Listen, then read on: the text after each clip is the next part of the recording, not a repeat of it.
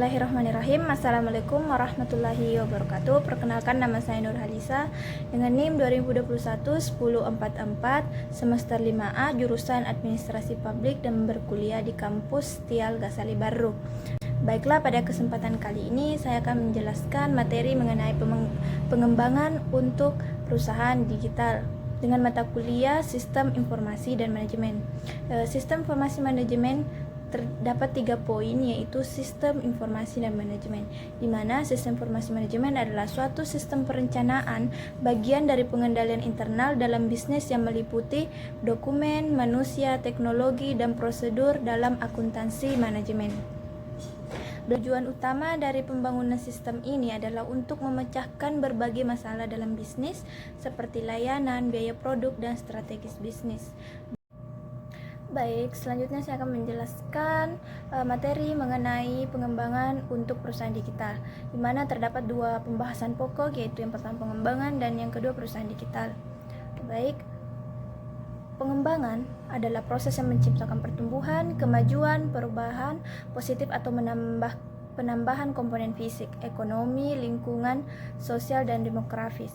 Tujuan pengembangan adalah meningkatkan tingkat dan kualitas hidup penduduk dan menciptakan atau memperluas pendapatan daerah setempat dan peluang kerja tanpa merusak sumber daya lingkungan.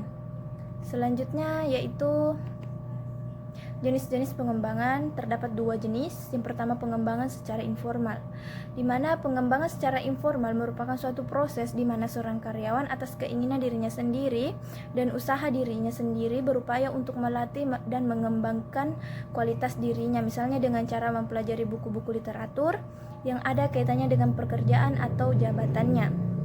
Yang kedua yaitu pengembangan secara formal, di mana pengembangan secara formal ini dapat diartikan sebagai suatu proses di mana seorang karyawan diberi tugas oleh perusahaan untuk mengikuti pendidikan atau latihan, baik yang dilakukan perusahaan maupun dilaksanakan oleh lembaga-lembaga pendidikan atau pelatihan.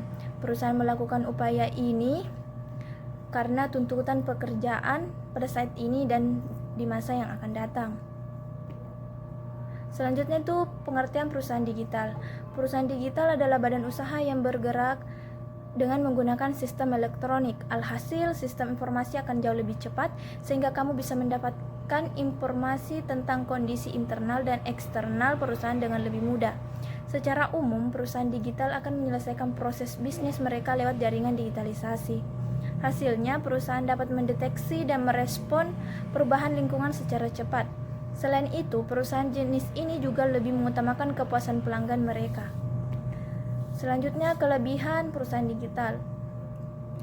Ada 8 kelebihan dari perusahaan digital, yaitu yang pertama, pemanfaatan teknologi yang cepat, dan yang kedua, jangkauan yang luas, yang ketiga, berkaitan erat dengan media digital, yang keempat, memberikan pengalaman terbaik kepada pelanggan, yang kelima, analisis dan pengumpulan data yang teratur, yang keenam, produktivitas yang tinggi, yang ketujuh, manajemen sumber daya yang tinggi, yang terakhir, komunikasi lebih mudah.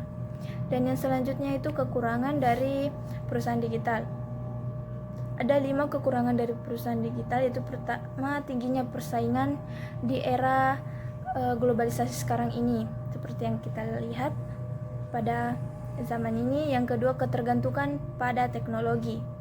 Yang ketiga, melibatkan banyak aplikasi tambahan. Yang keempat, masalah keamanan dan privasi yang belum bisa menjamin. Yang kelima, umpan balik yang negatif. Selanjutnya yaitu dampak digitalisasi. Digitalisasi sangat berdampak pada perekonomian dan masyarakat secara keseluruhan dan dalam berbagai dimensi, termasuk pertumbuhan model bisnis, langkap industri, struktur value chain, investasi, produktivitas, konsumsi pekerjaan, keterampilan, sifat pekerjaan, aturan persaingan, dan bagaimana bisnis dijalankan. Itulah tadi materi yang sempat saya sampaikan.